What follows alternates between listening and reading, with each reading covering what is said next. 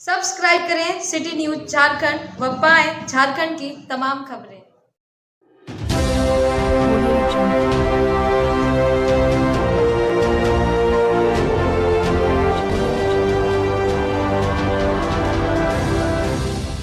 पूर्व विधायक के साथ साथ आधा दर्जन से अधिक गांव के रैयतों ने डीसी को सौंपा मांग पत्र। अधिग्रहित भूमि का उचित मुआवजा देने की मांग की। मुआवजा मिलने के बाद ही योजना में काम होने दे ग्रामीण। ये बातें कहे पूर्व विधायक सत्येंद्र नाथ तिवारी ने। NH 75 सड़क का चौड़ीकरण और बाईपास सड़क के निर्माण में कुछ प्रशासनिक पदाधिकारी, संवेदक और स्थानीय जनप्रतिनिधि की मिलीभगत से रैयतों का अधिग्रहित भूमि का मुआवजा के लिए औने पौने दाम के अनुसार आकलन किया गया। यह बातें पूर्व विधायक सत्येंद्र नाथ तिवारी ने कही। वह सोमवार को लातदाग, गोंदा, मेराल, लगमा, पोटमा, खजूरी और कल्याणपुर सहित अन्य गांवों के रैयतों के साथ उपायुक्त से मिलने समाहरणालय पहुंचे। रैयतों ने भी उपायुक्त के नाम आवेदन देकर योजना में अधिग्रहित भूमि का मुआवजा की राशि भूमि अधिग्रहण कानून के तहत भूमि का बाजार मूल्य के 4 गुना राशि के अनुसार कराने की मांग की। पूर्व विधायक ने कहा कि एक साजिश के तहत भूमि का सर्वे गुपचुप तरीके से कर रिपोर्ट सरकार को भेजा गया ताकि रैयतों को मुआवजा की राशि कम देना पड़े। उन्होंने कहा कि जिस जमीन का बाजार मूल्य 8 से 10 लाख रुपए प्रति डिसमिल है, उस जमीन का रेट 12,000 प्रति डिसमिल की दर से आकलन किया गया। उन्होंने कहा कि एक तरफ केंद्र की भाजपा सरकार ने रैयतों के हित में भूमि अधिग्रहण कानून बनाकर बाजार मूल्य और सर्किल मूल्य दोनों में से जो अधिक होगा उस दर के 4 गुना अधिक मुआवजा देने का प्रावधान किया है, लेकिन कुछ भ्रष्ट अधिकारी रैयतों को इस कानून का लाभ देने से वंचित करने का प्रयास कर रहे हैं। उन्होंने कहा कि कानून में स्पष्ट है कि जब योजना में अधिग्रहित किए गए भूमि के रैयतों का मुआवजा नहीं मिल जाता है तब तक योजना में काम शुरू नहीं होगा। इन दोनों योजनाओं के क्रियान्वयन में भूमि अर्जन विभाग ने खुलेआम गाइडलाइन का उल्लंघन किया है। उन्होंने कहा कि जिले के डीसी से मामले में गंभीरता दिखाते हुए रैयतों का अधिग्रहित किए गए भूमि का मुआवजा का आकलन के लिए एक कमेटी बनाकर पुनः सर्वे कराने की बातें कही। इसके अलावा 30 से 40 से अधिक समय तक गैर मजरूआ भूमि पर रहकर खेती-बाड़ी करने वाले वैसे सभी रैयतों को रैयती भूमि के बराबर ही मुआवजा का प्रावधान है। उन्होंने कहा कि इस मामले में भी उपायुक्त ने रैयतों की समस्या समाधान करने का भरोसा दिलाया है। उन्होंने कहा कि जब तक रैयतों की संपूर्ण भूमि का उचित मुआवजा नहीं मिलेगा तब तक योजना में निर्माण कार्य नहीं होगा। इसके लिए उन्होंने ग्रामीणों को एकजुट रहने का आह्वान किया। इस दौरान काफी संख्या में ग्रामीण पहुंचे थे। गढ़वा से आयुष तिवारी की रिपोर्ट। मूल बात और मूल समस्या यही है, चाहे NH 75 का मामला हो चाहे बाईपास का मामला हो, प्रशासनिक पदाधिकारी NH संवेदक के मिली भगत से औने पौने दाम पर रैयत का जमीन लूटने के नियम से एक गोपनीय गुपचुप तरीका से छुप करके एक सर्वे करके और गलत रिपोर्ट सरकार को इनके द्वारा सौंपा गया।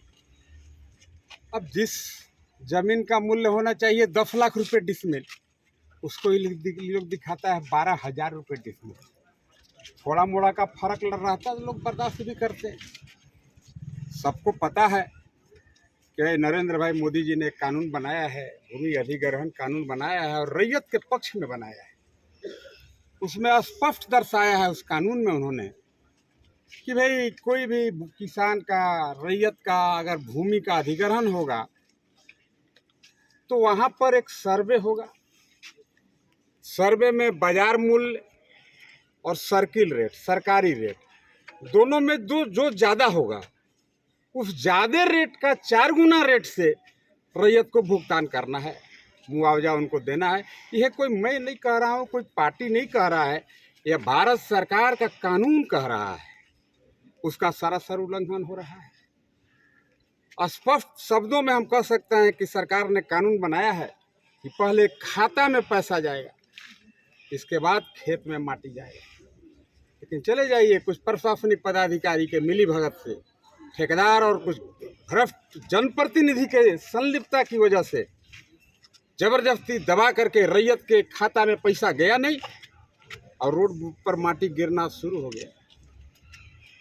इन्हीं सब समस्या को लेकर के चाहे लातदाग हो, चाहे गोंदा हो, चाहे मेराल हो, चाहे लगमा पोटमा हो या कल्याणपुर हो, इन सभी गांव के एक प्रतिनिधि मंडल खास करके आप उपायुक्त से मिल करके अपनी बातों को काफ़ी इन्होंने संजीदगी तरीके से रखने का काम किया है। अब मैं ऐसे ईमानदार कलेक्टर, ईमानदार डीसी साहब को मैं धन्यवाद और बधाई भी देता हूँ इन्होंने काफ़ी विस्तार से, काफ़ी रुचिपूर्वक इनकी समस्याओं को सुना और गंभीरता से भी लिया। इन्होंने अपने सामने ही एडिशनल कलेक्टर को फ़ोन किया। इन्होंने कहा है कि भाई आप फिर से एक कमेटी कंस्टिट्यूट करो, गांव के भी जो किसान हैं, रैयत है, उनसे भी संपर्क करिए, आप जाइए पता लगाइए बाजार भाव क्या है, उस बाजार भाव का जई गुना मूल प्रावधान है, आप उस रेट से इन रैयतों को भुगतान करिए, इसके बाद ही आप काम लगाइए। और एक दूसरा विषय था, वो भी काफ़ी इंटरेस्टिंग और महत्वपूर्ण विषय था। आज 40 साल 50 साल पहले से जिन गरमजरुआ ज़मीन पर रैयत काबिज हैं, और हमें तो लगता है कि उसमें 99% रैयत उस गरमजरुआ ज़मीन का नाम अपने नाम, सेटलमेंट अपने नाम पर करा ली। उसका रसीद भी कटता है।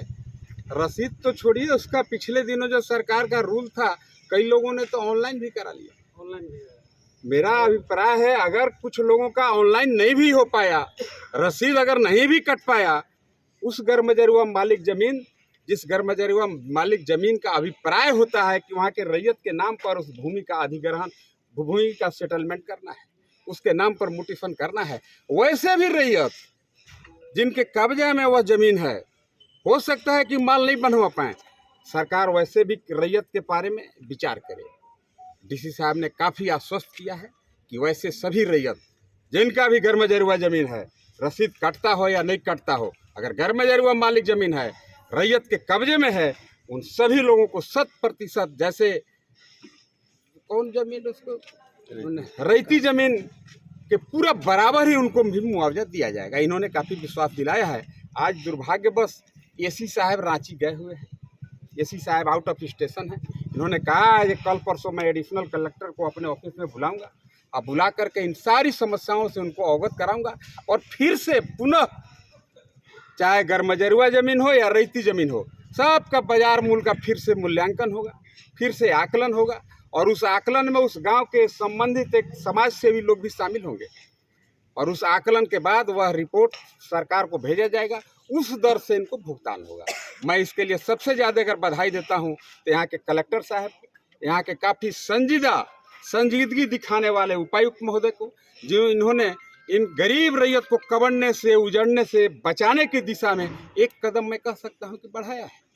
मेरा पूरा विश्वास है सभी रैयतों का जो इनका जेन्युइन डिमांड है, 100% वह डिमांड इनका पूरा होगा। धन्यवाद।